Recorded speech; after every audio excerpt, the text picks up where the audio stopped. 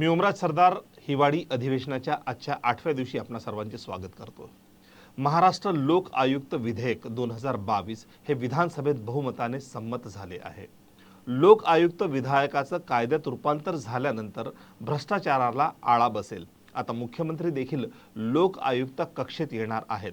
दरम्यान अधिवेशनाच्या आजच्या 8व्या दिवशी सुद्धा विरोधकांनी भ्रष्टाचारी मुख्यमंत्री विरुद्ध निदर्शने केली। अधिवेशन आता 30 डिसेंबर पर्यंत चालणार आहे। विरोधकांना न विचारता लोकपाल बिल पारित केल्याबद्दल सुनील प्रभू यांनी आक्षेप नोंदवला। राजीनामा द्या, राजीनामा द्या, अब्दुल सत्तार राजीनामा द्या, राजीनामा द्या, राजीनामा द्या। अब्दुल सत्तार राजीनामा द्या। अरे कोण म्हणतो देत नाही, घेतल्याशिवाय राहत नाही, अरे कोण म्हणतो देत नाही, घेतल्याशिवाय राहत नाही। शेतकरी हैराण, सत्तार खातो गैरान, शेतकरी हैराण, सत्तार खातो गैरान। महाराष्ट्र का गद्दार, अब्दुल सत्तार, महाराष्ट्र का गद्दार, अब्दुल सत्तार नागपूरची संत्री, भ्रष्टाचारी मंत्री, नागपूरची संत्री, भ्रष्टाचारी मंत्री, अरे नागपूरची संत्री, भ्रष्टाचारी मंत्री, नागपूरची संत्री, भ्रष्टाचारी मंत्री, नागपूरची संत्री, भ्रष्टाचारी मंत्री। ये दिल मांगे मोर, सरकार आहे चोर, ये दिल मांगे मोर, सरकार आहे चोर, ये दिल मांगे मोर। सरकार आहे चोर। विदर्भ हैराण, सत्तार खातो गैरान, विदर्भ हैराण, सत्तार खातो गैरान, सीमावासी हैराण, सत्तार खातो गैरान, सीमावासी हैराण, सत्तार खातो गैरान, शेतकरी हैराण, सत्तार खातो गैरान। नागपूरची संत्री, भूखंड खातो मंत्री, नागपूरची संत्री, भूखंड खातो मंत्री, नागपूरची संत्री, भूखंड खातो मंत्री, नागपूरची संत्री, भ्रष्टाचारी मंत्री, नागपूरची संत्री, भ्रष्टाचारी मंत्री, नागपूरची संत्री। भ्रष्टाचारी मंत्री। विद्यमान मंत्रिमंडळात मंत्र्यांचे वेगवेगळे घोटाळे, मंत्र्यांची बेताल वागणं यावरती विधिमंडळामध्ये सातत्याने आवाज उठवल्यानंतर देखील एकाही मंत्र्यावरती कारवाई होत नाही आणि म्हणून आज विरोधी पक्षाने सभात्याग केला आणि सभात्याग केल्यानंतर आजच्या विधानसभेच्या ऑर्डर ऑफ द डेप्रमाणे जे कामकाज दाखवलं होतं त्या कामकाजामध्ये लेईंग झाल्यानंतर म्हणजे सभागृहाच्या पटलावर कागदपत्र ठेवल्यानंतर जे लोकपाल बिल होतं ते लक्षवेधीच्या नंतर दाखवलं होतं, परंतु विरोधी पक्षाचा एकही सदस्य सभागृहात नाही हे पाहिल्यानंतर ते बिल लोकपाल जे आहे ते चर्चेला घेतलं गेलं आणि यामध्ये विरोधी पक्षाचा कोणताही विचार विनिमय हा न नोंदवता हे एकतर्फी बिल हे आज विधानसभेमध्ये सत्ताधारी पक्षाने मंजूर केलेलं आहे। हे दुर्दैवी आहे लोकशाहीतलं आणि अशा पद्धतीने महत्त्वाचं बिल विरोधी पक्षाला विचारात न घेता त्यांचे विचार न ऐकता ज्या पद्धतीने मंजूर केली गेलं ही लोकशाहीची पायमल्ली आहे, याचा मी निषेध करतो। शिवसेनेच्या वतीने अशा पद्धतीने बिलावरती विरोधी पक्षाला सोबत न घेणं, त्याचा विचार जो आहे तो या बिलामध्ये अंतर्भूत न करणं, अशा पद्धतीने मनमानी जो कारभार चालला आहे आणि घटनाबाह्य विधिमंडळाचा जो कारभार चालला आहे त्याचा मी निषेध करतो। महाराष्ट्र राज्यामध्ये उत्तर प्रदेश, गुजरात, कर्नाटक आणि अन्य राज्यांसारखा एक कडक लव जिहाद विरोधी कायदा, धर्मांतर विरोधी कायदा आमच्या महाराष्ट्रामध्ये पण लवकरात लवकर यावा, लागू करावा अशी मागणी राज्याचे मुख्यमंत्री आणि उपमुख्यमंत्रीकडे केलेली आहे। लव जिहाद आणि धर्मांतर विरोधी कायदा आपल्या राज्यामध्ये का आला पाहिजे आणि सकल हिंदू समाजाची जी काय भावना आहे त्या माझ्या या सगळ्या भगिनींच्या माध्यमातून सरकारपर्यंत पोहोचवण्याचा आमचा हा प्रयत्न आहे। दोन्ही म्हणजे मुख्यमंत्री आणि उपमुख्यमंत्रीशी बोलत असताना दोघंही अतिशय सकारात्मक पद्धतीने त्यांनी यांना सांगितलेलं आहे की आपल्या महाराष्ट्रामध्ये लवकरच धर्मांतर विरोधी कायदा लागू होईल आणि ही मागणी या आमच्या भगिनींच्या माध्यमातून झाली की मोर्चे काढत असताना किंवा धर्मांतर विरोधी संघर्ष करत असताना जे काही कधी प्रशासनाच्या बरोबर संघर्ष करायला लागतो, प्रशासन कधी मोजके काही अधिकारी हिंदू विरोधी भूमिका जे घेतात त्याहीबद्दल सरकारने लक्ष घालावं तिथेही सरकारने हिंदू समाजाला सहकार्य करावं अशी ही मागणी आदरणीय मुख्यमंत्री आणि उपमुख्यमंत्र्यांकडे केलेली आहे.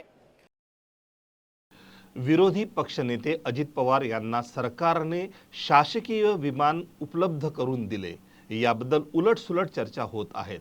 त्यावर अजित पवार यांनी स्पष्टीकरण दिले. आमचं सगळ्यांचं म्हणणं आहे की 3 आठवड्याचं अधिवेशन झालं पाहिजे. हा दुसरा आठवडा आहे. कारण आपण पाहिलं की विदर्भ मराठवाडा हा जो मागासलेला भाग आहे, इथल्या प्रश्नाच्या संदर्भामध्ये गेल्या 2 दिवसापासून चर्चा सुरू झालेली आहे. काल पण आम्ही 3 वाजता चर्चा सुरू केली, ती रात्री 11पर्यंत चालवली आणि 11पर्यंत जेवढे काही सभासद या विषयावर बोलणार होते, सभागृहात हजर होते, त्या सर्वांना बोलण्याची संधी दिल्यावरच आम्ही ते सभागृह थांबवण्याचा विनंती केलेली होती सत्ताधारीला आणि त्यांनी ती मान्य केली. आता आज 10 वाजता त्यांची काय भूमिका आहे ते आम्हाला काही माहिती नाही.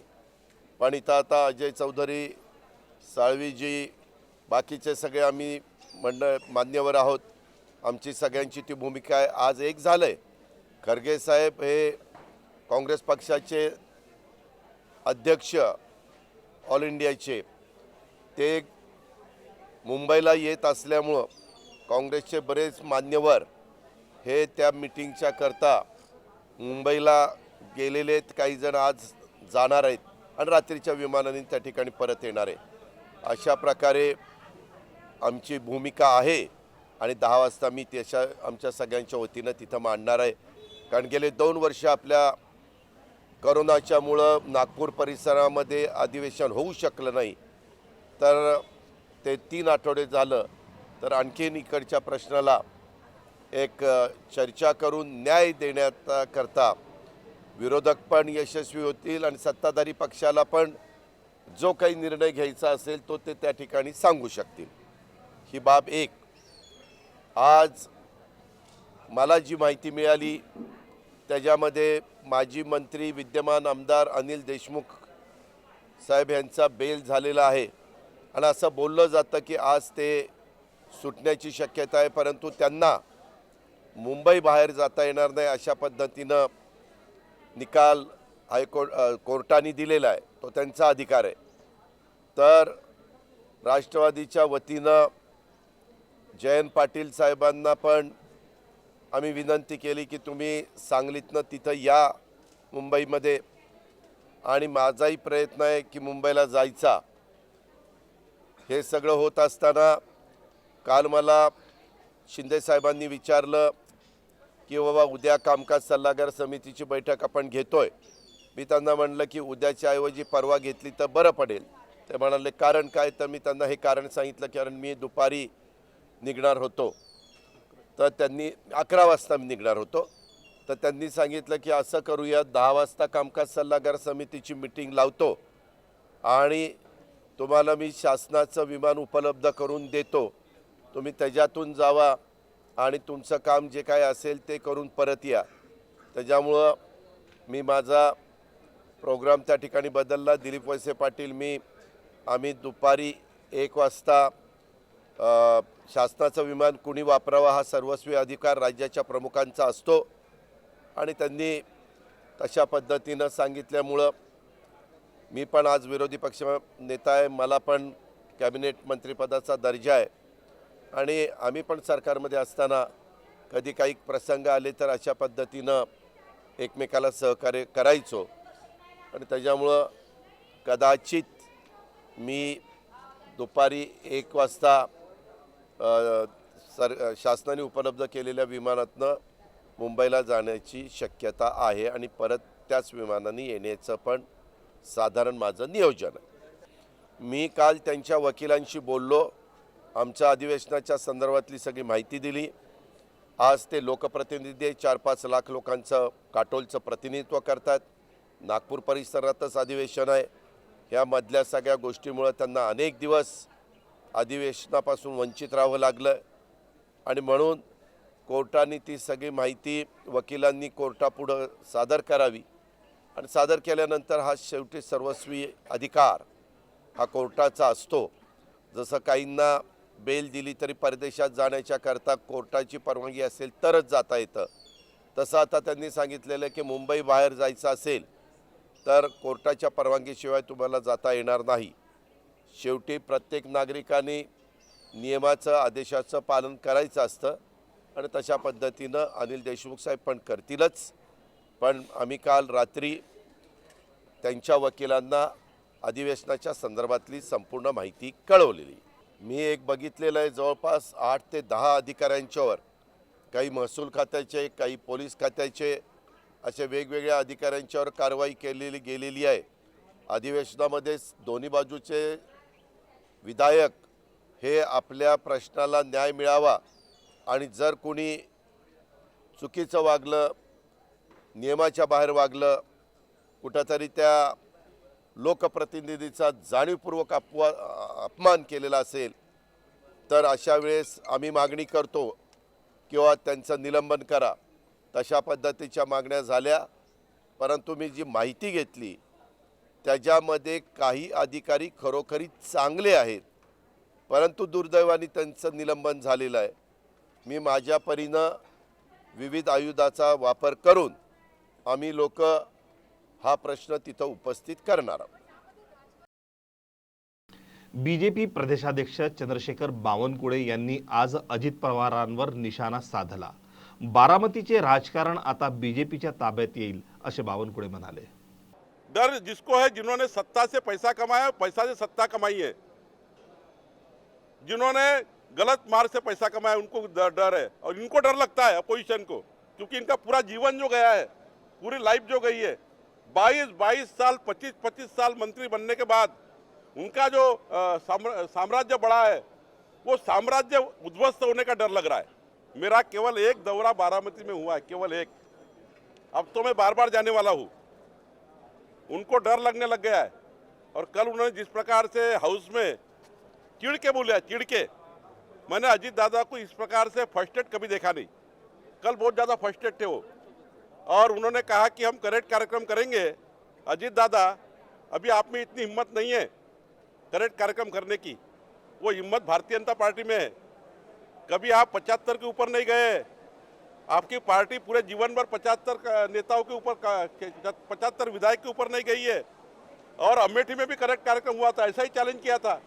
और अजीत दादा को मेरा सवाल है, बारामती शहर का विकास है, बारामती लोकसभा का विकास है क्या?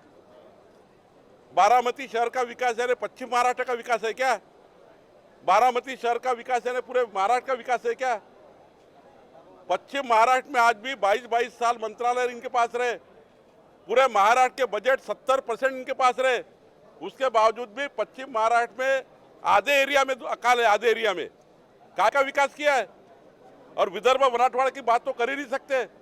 विदर्भ मराठवाड़ा के विकास के समय जब बात आई थी तो अजीत पवार ने कहा था कि राज्यपाल जब तक 12 विधायक नहीं देंगे तब तक हम विदर्भ मराठवाड़ा का विकास नहीं करेंगे. फ्लोर पे बोला था ये बात. तो इनको वो अधिकार नहीं है. रही करेक्ट कार्यक्रम करने की बात, तो 2024 में जनता ही करेक्ट कार्यक्रम करने वाली है. और अजीत दादा ने ये अभी हिम्मत नहीं बनी है, इतनी हिम्मत नहीं है. वो खुद ही जब फ्रस्ट्रेशन में जाते हैं तो 10-10 दिन मोबाइल बंद कर देते हैं, कभी रोते हैं, कभी आंख में आंसू लाते हैं. उनमें इतनी हिम्मत नहीं है कि भारतीय जनता पार्टी को वो चैलेंज करे. सरकार भ्रष्टाचारी मंत्र्यांना पाठीशी घालत आहे असा आरोप एनसीपी नेते जितेंद्र आव्हाड यांनी केला. मुंबईला केंद्रशासित प्रदेश करण्याचा कर्नाटकाच्या मंत्र्यांचा प्रस्तावावर त्यांनी कडाडून टीका केल्या. माननीय अजितदादा पवारांनी एक प्रश्न टाकला होता टीईटीच्या भ्रष्टाचारासंबंधात. त्याच्या संबंधी अजितदादांना पत्र आलं की आज तो प्रश्न उपस्थित केला जाईल. त्याच्यात जे बदल हवे होते ते करून त्याच्यावरती तो प्रश्न न लागल्यामुळे अजितदादांनी परत विषय काढल्यावरती अध्यक्षांनी निर्णय दिला आणि त्या निर्णयामधलं कायद्याचा कुठलाही भाग घेतला नाही. तो प्रश्नच लागू दिला नाही. याचा अर्थ अध्यक्ष स्वतः भ्रष्टाचाराला मागे घालत आहेत.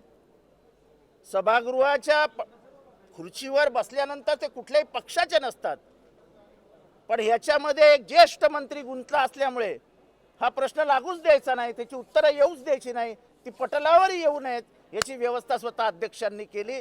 आणि म्हणून ह्या सगळ्या प्रकरणं म्हणजे अब्दुल सत्तार सकट पहिल्या दिवसाची काढलेली सगळी प्रकरणं, पहिलं प्रकरण सुरू झालं माननीय मुख्यमंत्र्यांचं, त्याच्यात आम्हाला बोलू दिलं नाही.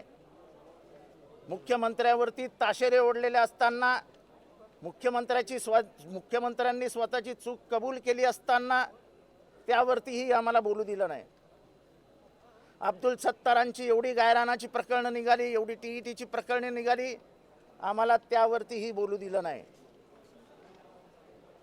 भुसे साहेबांची स्वतः त्यांनी कानफडात मारल्याची क्लिप समोर आली, त्याच्यावरती कुठलाही गुन्हा नोंदवला गेला नाही, तेही प्रकरण आम्हाला काढू दिलं नाही. शंभूराज देसाई यांनी एका जमिनीवरती बंगला बांधला जो इकोसेन्सिटिव्ह झोनमध्ये आहे, त्याच्या संबंधी बोलू दिलं नाही. म्हणजे या सरकारचे 7 मंत्री, त्यांचे चुकीचे झालेले निर्णय, हे सगळे आम्ही बोलण्याचा प्रयत्न करत असताना सभागृहात आम्हाला हे मुद्देच काढू दिले जात नाहीत. हे सरकार भ्रष्टाचाराला प्रोत्साहन तर देतच आहे, पण केलेल्या भ्रष्टाचाराला राजश्रयही देत आहे, हे भयानक आहे. म्हणजे मुख्यमंत्र्यांच्या प्रकरणाबाबत चर्चा करायची नाही, अब्दुल सत्तारांच्या प्रकरणांबाबत चर्चा करायची नाही, भुसेंचा एवढा समोर आलेला व्हिडिओ, त्याच्यात न नोंदवलेला गुन्हा, चर्चा करायची नाही. असं जर सभागृहात चालणार असेल तर एकीकडे फक्त भ्रष्टाचार होत राहील आणि बाकीकडे कोणी बोलायलाच उरणार नाही. खरं तर मुंबई कर्नाटकाचीच आहे असं म्हणजे तो नालायक बोम्मईच्या मंत्रिमंडळातला एक नालायक मंत्री म्हणतो. मग पुढे एक मंत्री येतो आणि म्हणतो की 20% कर्नाटकाच आहेत आता मुंबईमध्ये. ते अर्थार्थी खोटं आहे. मुंबई ही 105 मृतदेहांचे रक्त बाहेर पडलं आणि त्यांच्यातनं मुंबईचा नकाशा निर्माण झाला आहे. 105 जणांचं हौतात्म्य, 105 जणांच्या बलिदानाची ही मुंबई आहे. आम्ही मेलो तरी चालेल, पण कोणाच्या मनात विचार असेल की कर्नाटकाच्या तोंडातनं वदवून घ्या की मुंबई ही केंद्रशासित करायची आहे, मग त्याच्यावरती देशभर चर्चा घडवून आणा, असं होणार नाही. मुंबईतला प्रत्येक माणूस, महाराष्ट्रातला प्रत्येक माणसाचं मुंबईवरती नितांत प्रेम आहे. कारण का मुंबईने मराठी माणसालाच नाही तर भारतातल्या प्रत्येक माणसाला जिवंत ठेवण्याचं काम केलं आहे. त्यामुळे हे जे काही कर्नाटक सरकारने काल केलं आहे ह्याच्यावरती केंद्रीय गृहमंत्र्यांनी त्यांचा जबाब विचारावा की तुम्ही असं का केलं. केंद्रीय गृहमंत्र्यांनी सांगितल्यानंतर की ह्याच्यावर कुठलाही संवाद घडवून आणू नका, ह्याच्यावरती कुठलेही स्टेटमेंट करू नका, तरीही लागोपाठ मराठी माणसाच्या हृदयाला चिमटे काढण्याचं काम कर्नाटकाकडनं केलं जात आहे, खास करून राजकारण्यांकडनं केलं जात आहे. माननीय उपमुख्यमंत्र्यांनी त्याचा निषेध केलाच आहे, तीव्र शब्दात केला आहे. पण माझी अशी भावना आहे की मुख्यमंत्री बोम्माई यांना मुंबईतली कायदा आणि सुव्यवस्था बिघडवायची आहे. मुद्दामून ते मराठी माणसाला चिमटे काढतायत. त्यांची पूर्ण जमीन हललेली आहे. कर्नाटकात कुठल्याही परिस्थितीत आत्ता जे सरकार परत येऊ शकत नाही याची कल्पना आहे आणि त्याच्यामुळे असले घाणेरडे प्रकार करून मराठी माणसाला चिडवून चेतवून कन्नडिगांना एकत्र करायचं हा जो घाणेरडा प्रयत्न करतायत त्याच्यातनं सरकारी कमिशनने 2 राज्यांचे संबंध कसे असावेत आणि त्या राज्यांचे संबंध केंद्राशी कसे असावेत याच्या स्पेसिफिक गाईडलाईन्स दिलेल्या आहेत. त्या गाईडलाईन्सही उल्लंघन करतायत. महाराष्ट्र आपला अपमान जास्त वेळ सहन करणार नाही आणि मुंबई ही आमच्या बापाची आहे. कोणी कितीही म्हणो, मेलो तरी चालेल, पण मुंबई कोणाला देणार नाही हे आमचं स्पष्ट मत आहे.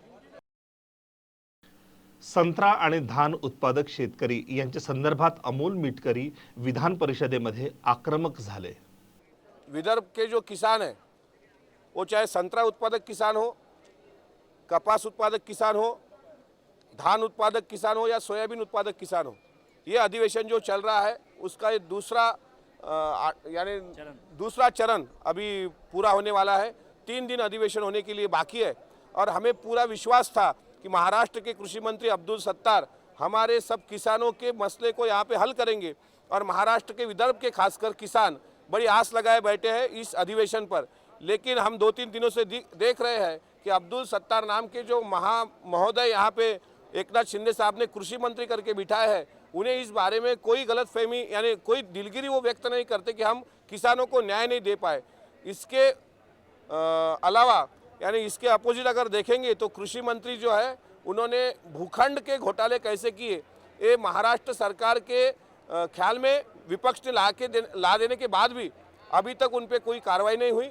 हम विपक्ष के तीनों पार्टियां कांग्रेस, राष्ट्रवादी कांग्रेस, शिवसेना और मित्र पक्ष अब्दुल सत्तार का इस्तीफा हो, इस भूमिका ये जो हमारी भूमिका है वो अंतिम दिन तक चलेगी और अब्दुल सत्तार ये महाराष्ट्र के भ्रष्ट कृषि मंत्री का राजीनामा सूद समेत हम लेके रहेंगे। सिल्लोड महोत्सव के नाम पे उन्होंने करोड़ों रुपए हासिल किए। सिल्लोड महोत्सव कृषि महोत्सव के द्वारा वो पासेस भी आपको कल हमने यहाँ पे बांटे थे, फिर भी उन्होंने कोई दिलगिरी वहाँ पे सभागृह में व्यक्त नहीं की। टोपी अपनी ऊपर करके हंसते रहते हैं। तो इस तरीके का बेडर कृषि मंत्री अगर महाराष्ट्र को होगा तो ये महाराष्ट्र का दुर्भाग्य है। हम चाहते हैं कि महाराष्ट्र में किसान अच्छी तरीके से जिंदगी जिए, इसलिए इस कृषि मंत्री का इस्तीफा बहुत ज़रूरी है। आज अधिवेशनाचा दुसऱ्या आठवड्याचा जवळजवळ 3रा दिवस आहे, परंतु जो शेतकऱ्यांचा धान आहे त्याची गेल्या वर्षी खरेदी झाली होती, ह्या वर्षी खरेदी सुरू आहे, पण त्याच्या अनुदानाबद्दल अजूनही सरकार काहीच बोलत नाही, अनुदान जाहीर करत नाही आणि त्यामुळं जे काही धान पिकवणारे आदिवासी शेतकरी आहेत, बिगर आदिवासी शेतकरी आहेत, ते सगळे हैराण आहेत। त्याचबरोबर बाकीचा कापसाचा प्रश्न आहे, संत्र्याचा प्रश्न आहे, सगळ्या शेतकऱ्यांच्या प्रश्नावरती हे सरकार बोलायला तयार नाही। मधल्या काळामध्ये शेतकऱ्यांना जे अनुदान देणार आहेत तर कुणाच्या खात्यावरती 50 रुपये आले, कुणाच्या खात्यावरती 100 रुपये आले, म्हणजे शेतकऱ्यांबद्दल ह्या सरकारची भूमिका एकदम उदासीन आहे। आम्हाला वाटलं होतं की या बाबतीमध्ये काहीतरी सरकार धोरण घेईन आणि शेतकऱ्यांना जो काही बोनस द्यायचा आहे धानाचा तो दिला जाईल। त्याचबरोबर 50,000चं जे अनुदान आहे शेतकऱ्यांना की कर्ज तुम्ही भरल्यानंतर जे प्रोत्साहनपर अनुदान भेटणार होतं ते लवकरात लवकर दिलं जाईल। त्याचबरोबर कापसाला संत्र्याला बाजार भेटेल ह्या बाबतीत काहीतरी सरकार बोलल, परंतु त्याच्यावरती चर्चा काही होत नाही। काल विदर्भाची चर्चा होती, त्यामुळं आम्ही काल हे राजीनाम्यांचे मुद्दे होते ते सभागृहामध्ये थोडीशी बाजूला ठेवली। किंवा महाराष्ट्राच्या एकीकरणाच्या बाबतीतलं जे धोरण घ्यायचं होतं त्याच्यामुळं सभागृहामध्ये आम्ही ज्या भ्रष्ट मंत्री आहेत त्यांच्याबद्दलचं जे धोरण आहे काल थोडंसं मवाळ घेतलं। त्याचं कारण होतं की जर ते विषय आम्ही घेऊन लढलो असतो तर यांनी विदर्भाबाबतची जी चर्चा आहे विकासाची ती केली नसती, महाराष्ट्राच्या एकीकरणाबाबतची जी अखंड महाराष्ट्राची चर्चा आहे ती केली नसती आणि त्यामुळं आम्ही काल थोडंसं मवाळ धोरण घेतलं, परंतु आज आम्ही सभागृहामध्ये भांडणार आहे। महाराष्ट्र राज्यामध्ये गेल्या सरकारच्या काळामध्ये 2760 रुपये हा प्रति क्विंटल धानाला भाव त्या ठिकाणी आदिवासी विकास महामंडळ आणि नाफेडने त्या ठिकाणी गेल्या 2.5 वर्षामध्ये दिला होता। वारंवार सातत्याने मागणी करून सुद्धा या वर्षीचा भाव हा 2060 रुपये आहे, म्हणजे जवळपास 800 रुपये कमी। आणि या धानाच्या भावाला जी वाढ द्यायला पाहिजे, जे अनुदान द्यायला पाहिजे त्याची सातत्याने आम्ही मागणी करतो आहोत, परंतु तरीसुद्धा आता भात खरेदी सुरू झाली आहे। दिवाळीनंतर 2 महिने होत आले, परंतु तरीसुद्धा शेतकऱ्यांना बोनस त्या ठिकाणी दिल्याचं काम या सरकारने केलेलं नाही। सातत्याने आमची मागणी आहे की जर मागच्या काळामध्ये 2760 रुपये दिला होता प्रति क्विंटल, तर यावर्षी 2800 द्यायला पाहिजे, 3000 द्यायला पाहिजे। म्हणजे आमच्यापेक्षा चांगलं काम जर त्यांना करायचं असेल तर प्रति क्विंटल 3000 भाव त्यांनी दिला पाहिजे। तसं न करता फक्त 2060चा भाव त्यांनी देऊन शेतकऱ्यांच्या तोंडाला पानं पुसलेली आहेत। आणि गेल्या वर्षीचा जो बोनस आम्ही दिला होता तो सुद्धा अजून काही लोकांना दिलेला नाही, कुठे दिलाच नाही। 50 रुपये 100 रुपये खात्यामध्ये जमा होतात आणि अतिशय थट्टा उडवण्याचं काम शेतकऱ्यांची या ठिकाणी हे सरकार करत आहे. आणि म्हणून आमची मागणी आहे की त्यांनी जो मागच्या वर्षीचा जरी भाव जुन्या सरकारचा भाव होता तेवढा तरी द्यावा. 2760 रुपये प्रति क्विंटल ही आमची प्रमुख मागणी आहे. आणि मागच्या काळामध्ये आम्ही खावटी अनुदान दिलं होतं 4000 रुपये, ते सुद्धा यावर्षी या सरकारने दिलं नाही. जे मागच्या काळात सुद्धा त्यांनी दिलं नव्हतं. म्हणजे आदिवासी जनतेबद्दल थोडीही त्यांना दया येत नाही. लोकांची उपासमार होऊ नये, त्यांना त्या ठिकाणी जगण्यासाठी काही साधन मिळावं म्हणून आम्ही 460 कोटी रुपये खर्च करून आदिवासी विभागाने 18 लाख कुटुंबांना हे खावटी अनुदान दिलं होतं. त्याची मागणी आम्ही करतोय. परंतु यंदाचा सीझन निघून गेला, पावसाळा निघून गेला तरीसुद्धा त्यांनी अनुदान दिलं नाही. आमची मागणी या निमित्तानं आहे की त्यांनी ते द्यावं. आणि आम्ही 4000 दिलं होतं, त्यांना 8000 देऊ शकतात, 10000 देऊ शकतात. पण लोकांची बोळवण केली फक्त किती, 100 रुपये आनंदाचा शिधा. म्हणजे हा किती मोठा विरोधाभास आहे. 4000 रुपये आम्ही दिले प्रति एका कुटुंबाला आणि त्यांनी दिलेत 100 रुपये प्रति कुटुंब. तेही काही लोकांना भेटलेलं नाही. त्यामुळे आपण हे त्या ठिकाणी लोकांच्या लक्षात आणून द्यावं. आपल्या निमित्तानं आमची विनंती आहे, कारण सभागृहामध्ये असे विषय घेतले की त्या ठिकाणी आमचं भाषण थांबवण्याचं काम, आवाज दाबण्याचं काम केलं जातं. तुम्ही सगळे बघतात. त्यामुळं आपल्या माध्यमातून आम्ही जनतेसमोर हे आवाहन करतो आहे की कसं हे बदललेले लोक आहेत. शिंदे गटातील मंत्री उदय सामंत यांनी टिळकनगर इंडस्ट्रीला 210 कोटी रुपयांची सबसिडी दिल्याचा आरोप विरोधकांनी केला. यावेळी सामंत यांनी प्रतिक्रिया दिल्या. कालपासून उद्योग विभागाबाबत एक संभ्रमाचं वातावरण निर्माण करण्याचा प्रयत्न दोन्ही सभागृहामध्ये केला गेला आणि त्याला जे काय उत्तर द्यायचं होतं ते महाराष्ट्र राज्याचे उद्योगमंत्री आदरणीय देवेंद्रजींनी दिलेलं आहे. त्या मुद्द्यावरनं आपल्या एक लक्षात आलं असेल की आपणच बातम्या द्यायच्या, आपणच त्याची कात्रणं सभागृहामध्ये आणायची आणि काहीही झालेलं नसताना उगाच बोंबाबोंब करायची ही सवय काही लोकांना लागलेली आहे. हा जो कागद आहे आम्ही आज जाहीर करत नाही आहे, हा बॉम्ब माझ्याकडे ठेवला आहे मी. पण काल जे काही सांगितलं गेलं की 200 कोटी रुपयाचा भ्रष्टाचार झालेला आहे, 200 कोटी रुपयाला काहीतरी मान्यता दिलेली आहे, कॅबिनेट सब कमिटीनं पूर्वी नाकारलेला असताना कॅबिनेट सब कमिटीनं मंजूर केलेला आहे. एक महत्त्वाची गोष्ट अशी आहे की हे सरकार यायच्या अगोदर 18 महिने जर कॅबिनेट सब कमिटी झालीच नव्हती, जे रेकॉर्डवर आहे. त्याच्यामुळे एवढं डिपार्टमेंटला किंवा डिपार्टमेंटच्या मंत्र्यांना फक्त राजकारणासाठी बदनाम करणं काही योग्य आहे असं मला वाटत नाही. काल जे काही सांगितलं गेलं की श्रीरामपूरची इंडस्ट्री आणि चिपळूणची इंडस्ट्री अशी एकत्र केली आणि 200 कोटी रुपयाचा इन्सेंटिव्ह दिला, असा कोणीतरी फार मोठा विद्वानानं शोध लावला. मी आजपर्यंत म्हणजे थोडा वेळ का घेतला होता, मी थोडा विचार करत होतो की असं खोटं ब्रीफिंग करून नक्की काय साध्य होणार आहे. तर आज माझ्या लक्षात आलं की आमच्या विरोधातले खोटे पुरावे समोरच्यांकडे द्यायचे, त्यांना खोटं बोलायला लावायचं आणि त्यांनाच उघडं पाडायचं, हे कोणतरी विरोधकांच्या बाबतीमध्ये फार मोठं षडयंत्र करतं आहे. आणि म्हणून मला सगळ्या आरोप प्रत्यारोप करणाऱ्या सगळ्या विरोधकांना मला विनंती करायची आहे की ह्याचं ब्रीफिंग योग्य घेतलं पाहिजे. ब्रीफिंग योग्य घेऊन आरोप प्रत्यारोप केले पाहिजेत. मी तर कालच सांगितलं की ज्या मला लोकशाहीचा चौथ्या स्तंभाचा मनापासून आदर आहे, माझ्या देखील राजकीय जडणघडणीमध्ये मला या क्षेत्रानं भरभरून दिलेलं आहे, त्याच्यामुळे मला कोणावरही आक्षेप नाही.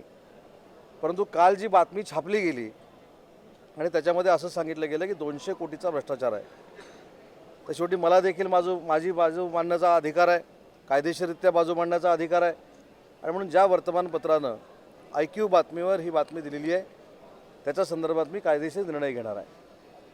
पण दुसरी मला जी आश्चर्याची बाब वाटते की अभ्यास न करता विधानसभेमध्ये एखाद्या मंत्र्यानं 200 कोटी रुपयाचा भ्रष्टाचार केला आहे हे सांगण्याचं धाडस, याला मात्र सलाम केला पाहिजे. म्हणजे एखादी खोटी गोष्ट कशी दाबून रेटून सांगायची, ह्याच्यामध्ये जर पुरस्कार द्यायचा असेल तर आमच्या काही सहकाऱ्यांना देणं आता उचित ठरणार आहे असं माझं मत आहे. आणि म्हणून सांगितलं, हा जो कागद आहे हा मी अजून आपल्याकडे दिलेला नाही. मला त्यांना आवाहन करायचं आहे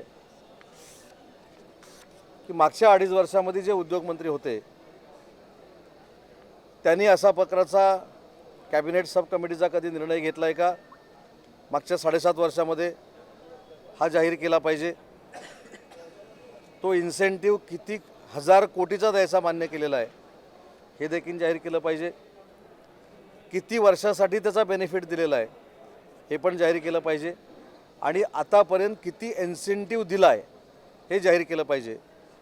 पण मी आज पत्रकारांच्या समोर आपल्या माध्यमातून महाराष्ट्राच्या जनतेला सांगतो की जो निर्णय परवा आम्ही घेतलेला आहे ह्याचा 1 रुपया जरी इन्सेंटिव्ह म्हणून गेला असेल, 1 रुपया नाही 1 पैसा जरी इन्सेंटिव्ह म्हणून गेला असेल तर मी स्वतः राजकीय निवृत्ती घ्यायला तयार आहे. परंतु ज्यांनी आरोप केलेत, ज्यांनी सांगितलं की 200 कोटीचा वास येतोय, 15 कोटीचा वास येतोय, त्यांनी हे साबित करावं की मी हा इन्सेंटिव्ह किती दिलेला आहे, किती करोडचा दिलेला आहे. आज माझ्याकडे तो कागद आहे. 1 पैशाचा देखील इन्सेंटिव्ह दिलेला नाही. फक्त धोरण म्हणून हा निर्णय घेतलेला होता. परंतु काही लोकांनी असंच धोरण बनवलं, किमान 1000 ते 1,500 कोटीला इन्सेंटिव्हला मान्यता दिली. आणि आज माझ्याकडे जो आकडा आहे तशा माझ्या ऑफिसमध्ये देखील 250 फाईल पडून आहेत. फक्त राजकारणामध्ये स्वतःहून कोणाला त्रास द्यायचा नाही ही भूमिका माझ्यासारखा कार्यकर्ता घेतो. परंतु एखाद्याला बदनाम करणं, एखाद्यावर भ्रष्टाचाराचे आरोप करणं ही फार चुकीची गोष्ट आहे. आणि म्हणून विरोधकांना मी आवाहन करतो की विधानसभेचं अधिवेशन चालू आहे. जशी 200 कोटी रुपयाचा बेनिफिट मी घेतला अशी बातमी तुमच्याकडे आली आणि 200 कोटी वितरित केले असं तुम्ही सांगितलं, तसं मागच्या 7.5 वर्षामध्ये अशाच पद्धतीनं कुठच्या कंपनीला इन्सेंटिव्ह 1 ते 1,500 कोटीच्या वर मंजूर झाला आणि किती कोटी रुपये उद्योग विभागानं दिले हे त्यांनी जाहीर करणं गरजेचं आहे. आणि त्यांनी जर 2 दिवसामध्ये नाही केलं तर कुणी किती इन्सेंटिव्ह कुठच्या कंपनीला दिले हा कागद माझ्याकडे नक्की आहे. आणि म्हणून या बाबतीचा मला खुलासा करायचा होता. कॅबिनेट सब कमिटी शिंदे फडणवीस सरकार याच्या अगोदर 18 महिने झालेली नव्हती. 18 महिन्यानंतर कॅबिनेट सब कमिटी झाली. त्याच्यामध्ये काल श्रीरामपूर आणि चिपळूण ही जी काय लिंक जोडण्यात आली, C आणि D किंवा D आणि A, तर या संदर्भामध्ये एखादं धोरण बनवल्यानंतर जर पैसे डायव्हर्ट केले असते, पैसे जर वर्ग केले असते, तर त्याच्यामधली एक ओळ महत्त्वाची आहे की जोपर्यंत 250 कोटीचा प्रोजेक्ट D वर्गातला हा व्हायबल होत नाही तोपर्यंत 82 कोटीच्या चिपळूणमधल्या इन्व्हेस्टमेंटला, जी झालीच नाही अजून इन्व्हेस्टमेंट, त्या 82 कोटीपैकी 82 पैसे देखील इन्व्हेस्टमेंट झालेली नाही. आणि इन्सेंटिव्ह आपण कधी देतो? ज्यावेळी इन्व्हेस्टमेंट होते आणि इन्व्हेस्टमेंट झाल्यानंतर GSTच्या रूपानं किंवा टॅक्सेशनच्या रूपानं पैसे शासनाकडे येतात. तेच पैसे आपण इन्सेंटिव्ह म्हणून त्यांना देत असतो, शासनाचे पैसे आपण देत नाही. त्याच्यामुळं काही लोकांना याची माहिती नाही, खरी माहिती करून घेतली पाहिजे, चांगलं ब्रीफिंग करून घेतलं पाहिजे, म्हणजे तोंडावर आपटणार नाहीत. आज मला एक जाणवलं की काही लोक, काही यंत्रणा अशी आहे की चुकीचं ब्रीफ करून काही लोकांकडनं काही लोक वधून घेत आहेत, जेणेकरून ते तोंडावर आपटले पाहिजेत. हे ब्रीफिंग करणाऱ्यांची मानसिकता आहे. विदर्भाच्या जनतेला वीज दरात सवलत मिळण्याचा मुद्दा आमदार नरेंद्र भेंडेकर आणि किशोर जोरगेवार यांनी उपस्थित केला. आज विदर्भावरती जे छत्तीसगड असेल, मध्य प्रदेश असेल, याच्या लगत जे विदर्भाच्या लगत जे राज्य आहेत यामध्ये आणि आपल्या याच्यामध्ये राज्य वीज दरमध्ये तफावत आहे. आणि त्याच्यामुळे जे स्टील उद्योग आहेत, मग तो ब्रासचा असेल, ते हे सगळे उद्योग आपल्याकडून तिकडे चाललेले आहेत. आणि हे आजपासून नाही, मागच्या अनेक वर्षापासून चालले आहेत. आणि यावरतीच आज लक्षवेधी मी टाकलेलं होतं आणि त्याच्यावरती उपमुख्यमंत्री मोदींनी उत्तर दिलं की मागच्या ते जेव्हा मुख्यमंत्री होते त्यावेळेस त्याच्यावर एक पॉलिसी आणली होती की विदर्भाचे उद्योगाला सुद्धा चालना मिळेल आणि ते चालना मिळाल्यानंतर त्याच्या म्हणजे एक विशेष दर सूट देण्यात येईल म्हणून. पण आता हे मागच्या गव्हर्नमेंटमध्ये ते बदलण्यात आली होती. आता सभागृहामध्ये मुख्यमंत्री मोदींनी आश्वासन दिलं की जी जुनी पॉलिसी त्यांनी मुख्यमंत्री असताना ते केली होती, विशेष पॅकेज द्यायचं म्हणजे 1000 कोटी वगैरेचा, तर आज त्यांनी सभागृहामध्ये दिले की अंतिम रूपामध्ये आहे ती आणि ती नक्कीच ती अंतिम रूप मंजुरी देऊन विदर्भाचे विशेष स्टील उद्योगांना, मग ते गडचिरोली असेल, चंद्रपूर असेल, वर्धा असेल, भंडारा, गोंदिया असेल, अशा जिल्ह्यांना त्याचा फायदा होईल, उद्योग निर्मितीसाठी फायदा होईल. जसं भंडारामध्ये एका काळामध्ये वॉशरीचा एक उद्योग होता कोलवरती, तर 8,000 लोक काम करत होते आणि आता ते वीज दरामुळे ते बंद पडलं. असे उद्योग पुनर्निर्मिती कसं करता येईल, जिवंत कसं करता येईल विदर्भामध्ये, याचा फायदा चांगला मोठ्या प्रमाणात होईल असं आज आश्वासन दिलं आहे. सुरजागड येथे जे लोहखनिज मिळालं आहे ते लोहखनिजाचा कारखाने विदर्भामध्ये झाले पाहिजे. मूळ प्रश्न असा होता की महाराष्ट्रातले 36 उद्योग हे विजेचे दर जास्त असल्यामुळे इतर राज्यामध्ये जात आहेत आणि त्यातले लोहखनिजावर प्रक्रिया करणारे स्टील प्लांटचे जे उद्योग आहेत ते मोठ्या प्रमाणामध्ये जात आहे. माझ्या मतदारसंघामध्ये लॉयड, गोपानी, ग्रेस आणि सिद्धबली असे 4 मोठे उद्योग आहे, परंतु त्यांना वीज परवडत नाही म्हणून ते लगतच्या राज्यामध्ये गेले. एकीकडे महाराष्ट्राच्या एकूण गरजेची 80% वीज हा विदर्भ निर्माण करतो आणि ते दुसरीकडे वीज परवडत नाही म्हणून विदर्भातले उद्योग मात्र दुसऱ्या राज्यात जातात. ही तफावत माननीय मुख्यमंत्री उपमुख्यमंत्री महोदयांच्या सभागृहामध्ये लक्षात आणून दिली आणि त्यांना मागणी केली की विदर्भातील जे उद्योग आहे जे खनिजावर आधारित आहे, खनिजावर आधारित असलेल्या उद्योगांचा खर्च हा 60% विजेचा खर्च असतो, म्हणून त्या खनिजावर आधारित असलेल्या उद्योगांकरता वेगळी पॉलिसी आणणार आहात का, नंबर 1. आणि नंबर 2, जे लोहखनिज लॉयड मेटल एनर्जीला मिळालेलं आहे त्याची ती सुरजागडची कॅप्टिव्ह माईन आहे. कॅप्टिव्ह माईन म्हणजे तिथून उत्खनन करायचं, त्याचं प्रोडक्शन हे त्या कारखान्यात करायचं, अशा पद्धतीचं ते मिळालेलं आहे. परंतु दुर्दैवानं सुरजागडची जी खाण आहे ज्यामध्ये उत्पादन होणारं लोहखनिज आहे हे चंद्रपूरमध्ये कमी आणि देशाच्या इतर भागामध्ये विदर्भाच्या बाहेर मोठ्या प्रमाणामध्ये विकत आहे. म्हणून आम्ही त्यांना विनंती केली की त्या कंपनीवर तिथं जे उत्खनन होत आहे त्यांना जी कंडिशन पहिल्या वेळेस टाकली गेली होती की ते विदर्भामध्येच त्यांनी वापरलं पाहिजे, ही कंडिशन पुन्हा लागू करावी अशा पद्धतीचं. आणि नवीन उद्योग घेण्याच्याकरता म्हणून नवीन धोरण आपण ठरवणार काय हे विचारलं. माननीय उपमुख्यमंत्री महोदयांनी मोठ्या सकारात्मकतेनं त्यांनी हे सांगितलं की याकरता नवीन पॉलिसी आणली जाईल. जे खनिजावर आधारित उद्योग आहेत त्यांच्याकरता वेगळी पॉलिसी आणत या ठिकाणचा विदर्भातला उद्योग कसा वाढेल या दृष्टिकोनातून ते प्रयत्न नवीन पॉलिसी आणणार असं त्यांनी सांगितलं. विदर्भाच्या दृष्टिकोनातून विदर्भाचा कायापालट करण्याची क्षमता जसं टाटानगर झालं तसं या सुरजागडमध्ये जो लोहखनिज मिळाला आहे त्यामुळे होऊ शकते. शिवसेनेचे आमदार नितीन देशमुख यांनी पीआयला धमकवण्याचा व्हिडिओ आज चर्चेत आला. सेना आमदार भास्कर जाधव यांनी देशमुख यांना सोबत घेत त्यांची पाठराखण केली. सरकारमधल्या एका भ्रष्टाचारी मंत्र्याचा TET प्रकरणामध्ये कशा पद्धतीने हात अडकलेला आहे आणि त्या संदर्भातला स्वीकारलेला प्रश्न हा आता स्वीकारता येणार नाही अशा प्रकारचा निर्णय सरकारच्या वतीनं देण्यात आला आणि भ्रष्टाचारी मंत्र्यांना पाठीशी कसं घालतात हे संपूर्ण महाराष्ट्रानं आपल्या माध्यमातून पाहिलं.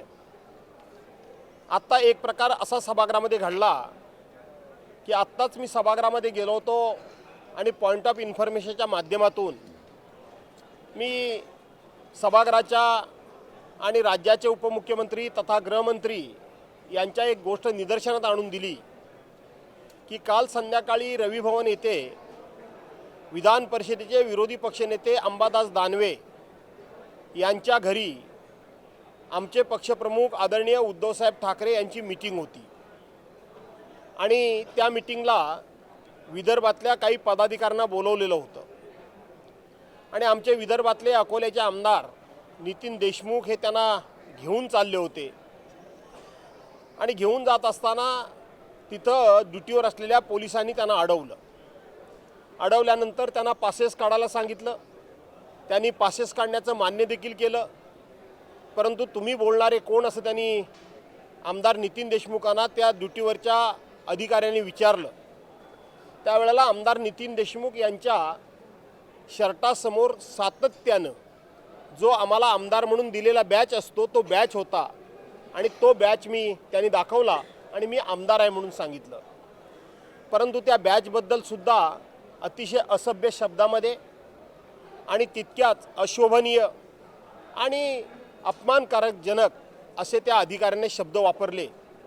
त्यांनी आयडेंटिटी कार्ड करता हट्ट धरला आणि त्याच्यावर थोडंफार काहीतरी बोलाचाल झाली. हा सगळा प्रकार काल रात्री 8, 8:15 दरम्यान झाला आणि रात्री 11:30 वाजता आमदार नितीन देशमुख यांच्यावर 353चा गुन्हा दाखल करण्यात आला. सर्वसाधारणपणे विधिमंडळाच्या अधिवेशनाला येण्याकरता म्हणून आमदारांना कोणत्याही प्रकारची अडचण केली जात नाही, करू नये अशा प्रकारचे नियम आणि संकेत आहेत. परंतु विधिमंडळाचं विदर्भामध्ये अधिवेशन सुरू असताना विदर्भातल्याच एका आमदारावर 353चा खोटा गुन्हा दाखल करून 8:15ला घडलेल्या घटनेचा गुन्हा ठरवून रात्री 11:30 वाजता दाखल करायचा आणि त्यांना अधिवेशनापासून रोखायचं, हे महापाप आज सरकारच्या वतीनं अधिकाऱ्यांनी केलेलं आहे. आणि म्हणून मी सभागृहामध्ये हा मुद्दा उपस्थित केला आणि आम्ही सर्व सदस्यांनी माननीय उपमुख्यमंत्र्यांच्याकडे मागणी केली की किमान अधिवेशन सुरू असताना तरी त्यांना अटक होणार नाही याची तुम्ही हमी द्या, किंवा तुम्ही तुमच्या अधिकारात 353 हा गुन्हा काढून टाकण्याची तरी हमी द्या, किंवा त्यांची संपूर्ण चौकशी होईपर्यंत त्यांना अटक होणार नाही याची खात्री द्या. परंतु कुठल्याही प्रकारची सरकारच्या वतीनं हमी द्यायला तयार नाही. एका बाजूला ते सांगतात की रवी भवनमध्ये पास पाहिजेत.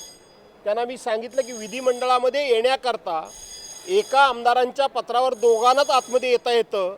आज हजारो लोक आतमध्ये आलेले आहेत. हे कुठल्या नियमात येतं? हे कुठल्या सुरक्षेच्या दृष्टीने योग्य आहे? आणि म्हणून रवी भवनमध्ये यापूर्वीसुद्धा असे कोणी पास काढल्याचं माझ्या माहितीत नाही. पण काही घटना घडल्या असतील तर तुम्ही ही घटना अधिवेशन सुरू असताना अधिवेशनापासून एका आमदाराला रोखणं हे चुकीचं आहे आणि म्हणून तुम्ही सहकार्य करा. परंतु त्यांनी कुठल्याही प्रकारे सहकार्याची भावना तर दाखवली नाहीच. किंबहुना अप्रत्यक्षपणे आम्ही वरिष्ठ पातळीवर चौकशी करू, परंतु हे कसं बरोबर घडलेलं आहे असंच एक प्रकारचं समर्थन केलं.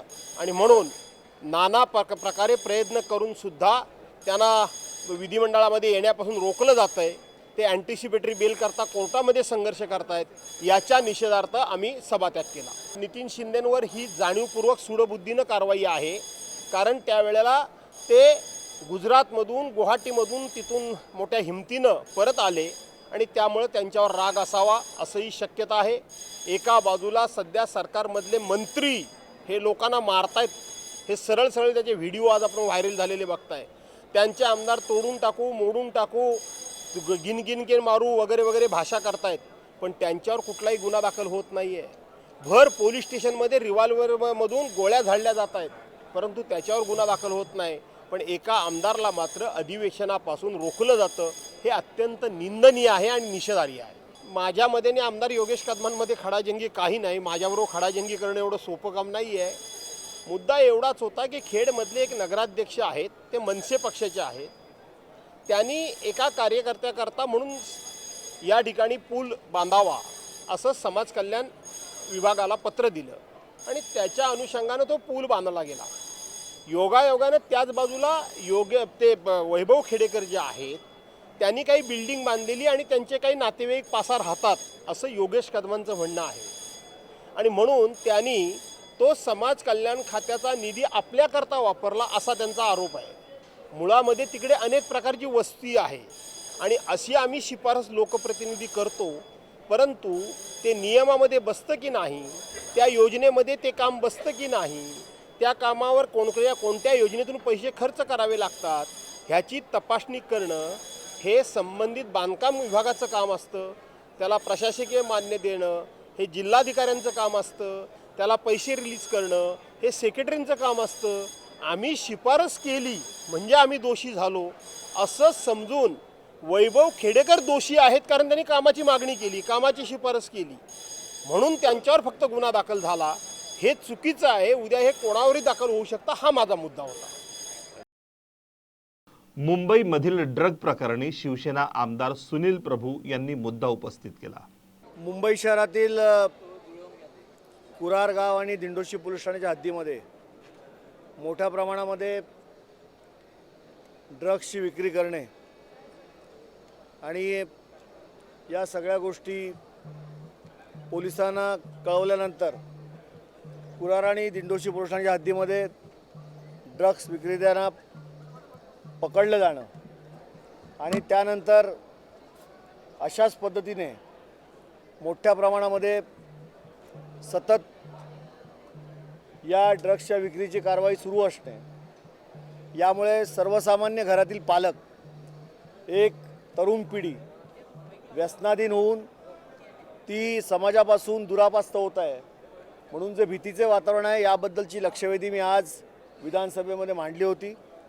आणि केवळ अशा पद्धतीने तुटपुंजा पद्धतीने ड्रग्स विक्रेत्यांना पकडून पोलिसांनी ही कारवाई दाखवून हे ड्रग्स विक्रेते करणारं रॅकेट समूळ नष्ट होणार नाही, तर याच्या मुळाशी घाव घालण्याच्या दृष्टीने मुंबई पोलिसांनी हे आव्हान समजून या दृष्टीने कारवाई करणं आवश्यक आहे. त्या दृष्टीने उपमुख्यमंत्री आणि गृहमंत्र्यांनी संपूर्ण मुंबई शहरातील झोपडपट्ट्यामध्ये अशा पद्धतीने ड्रग्ज विक्री इकडे होते त्या ठिकाणी हे रॅकेट मोडून काढण्याच्या दृष्टीने पोलीस येणाऱ्या काळामध्ये एक यंत्रणा तयार करतील.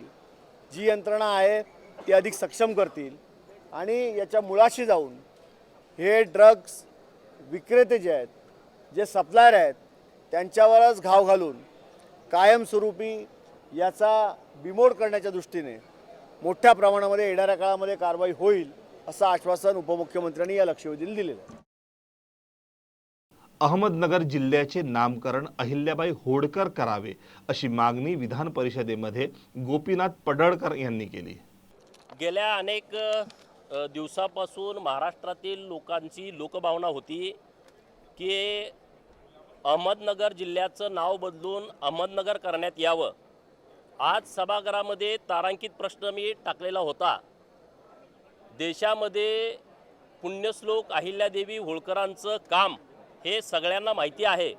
एका हातात शास्त्र आणि दुसऱ्या हातात शस्त्र घेऊन अहिल्यादेवींनी जो राज्यकारभार केला, काशी विश्वेश्वराच्या मंदिराचा जीर्णोद्धार अहिल्यादेवींनी केलेला अखंड देशाला माहीत आहे. 12 ज्योतिर्लिंग असतील, घाट बांधणी असतील, धर्मशाळा बांधणी असतील, असे अनेक विषय अहिल्यादेवींच्या हातून पुण्याचं काम झालेलं आहे. काशी विश्वेश्वर कॉरिडॉर माननीय नरेंद्र मोदी साहेबांनी निर्माण केला आणि तो फेब्रुवारी 2022ला त्याचं लोकार्पण झालं. आणि या लोकार्पणाच्या कार्यक्रमात आपल्या सगळ्यांच्या निदर्शनास आलं की पुण्यश्लोक अहिल्यादेवींचा पुतळा काशी विश्वेश्वराच्या मंदिराच्या परिसरामध्ये माननीय मोदी साहेबांनी निर्माण केला.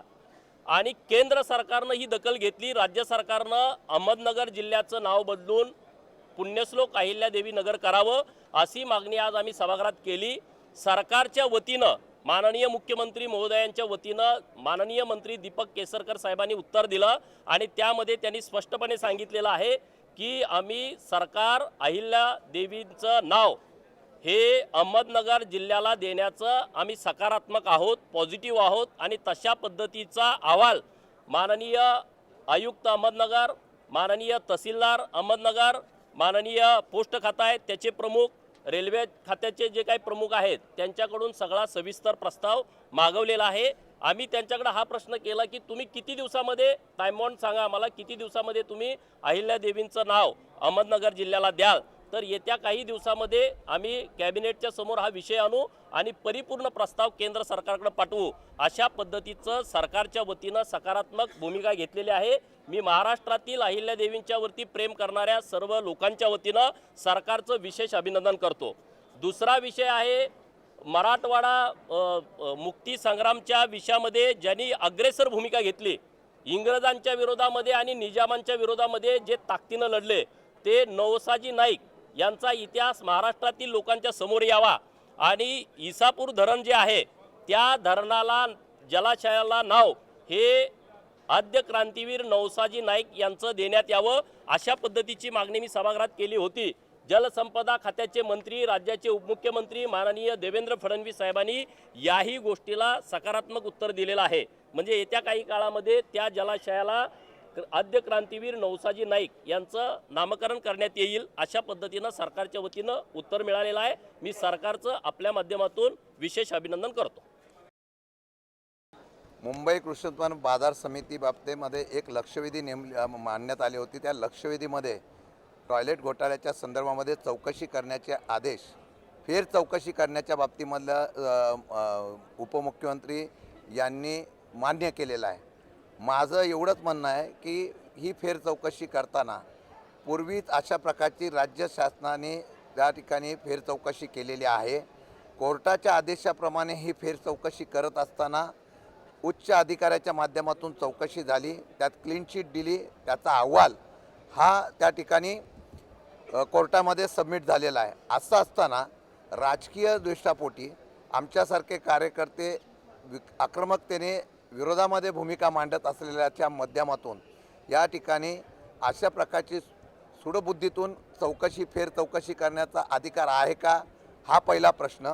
आणि ज्यांनी तशा प्रकारचा अर्ज केला होता त्या असलेली व्यक्ती या ठिकाणी माझ्यासोबत उभी आहे.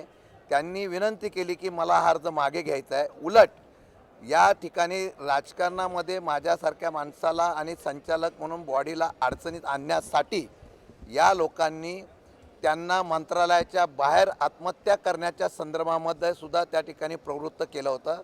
त्यांनी अशी आत्महत्यासुद्धा केली होती. ही वस्तुस्थिती आहे आणि त्यामुळे माझी उपमुख्यमंत्र्यांना मी पत्र देणार आहे.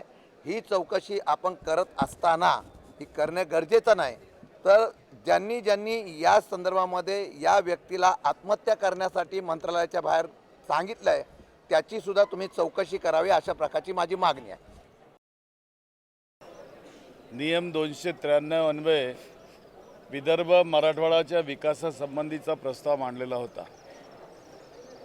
त्यावर अनेक सदस्यांनी रात्री 11 वाजेपर्यंत भाष्य केलं आणि आजसुद्धा तो ठराव चर्चेला येणार होता. सकाळी कार्यक्रमात ठरल्यानुसार सर्वांची नावं मागवण्यात आलेली होती. माझ्यासहित 7-8 सदस्य विदर्भातले या ठिकाणी बोलायला इच्छुक होते, कारण सत्ता पक्षाच्या लोकांची टीका नेहमी होत असते की विरोधी पक्षाचा विदर्भातला एकही आमदार या ठिकाणी बोलत नाही आणि तो बोलणार नाही. अशा वेळेला जेव्हा आमदार बोलू इच्छितात आणि आम्ही आतापर्यंत सभागृहात वाट बघितली, तर सत्ता पक्षाने त्यांचा 293चा प्रस्ताव या ठिकाणी सुरू केला आणि सांगितलं की तुमचा प्रस्ताव कालच संपलेला आहे.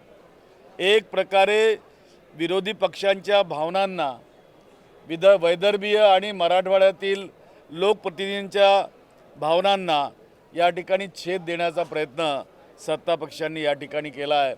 त्याचा आम्ही आता निषेध केलेला असून वॉकआउट केलेला आहे.